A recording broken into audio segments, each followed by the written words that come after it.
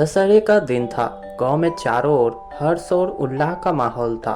लोग अपने घरों को सजाने में लगे थे। मंदिरों में आरती की तैयारियां चल रही थी और बच्चे रामलीला देखने के लिए उत्साहित थे। हर साल की तरह इस साल भी रघु, जो गांव का एक नन्हा बालक था, रामलीला में हनुमान का किरदार निभाने वाला था। रघु एक सीधा साधा मगर होशियार लड़का था। उसकी आंखों में हमेशा चमक रहती थी और दिल में बड़ी बड़ी इच्छाएं। इस बार की रामलीला उसके लिए बहुत खास थी, क्योंकि उसने अपने मन में एक दृढ़ संकल्प लिया था। उसने सोचा, मैं इस बार हनुमान जी का किरदार ऐसे निभाऊंगा कि सब लोग तारीफ करें और भगवान राम भी मुझसे प्रसन्न हो।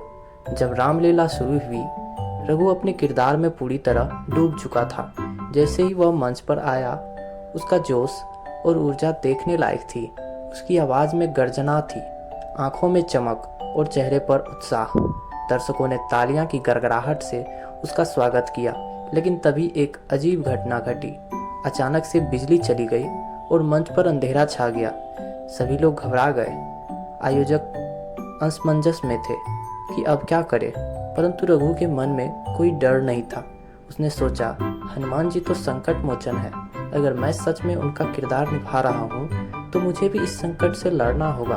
रघु ने अपने दोस्तों के साथ मिलकर तुरंत कुछ दियों की व्यवस्था की और मंच को रोशनी से भर दिया।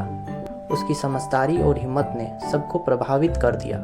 बिजली आने तक रघु ने अपने हाव भाव और संवादों से रामलीला को जारी रखा और पूरे गांव का दिल जीत लिया। रामलीला के अंत में जब रावण का वध हुआ और भगवान राम की विजय हुई, तो गांव के बुजुर्गों ने रघु को बुलाकर उसकी तारीफ की और कहा, बेटा, आज तूने केवल रामलीला में ही नहीं बल्कि अपने साहस और धैर्य से असली जीवन में भी विजय प्राप्त की है।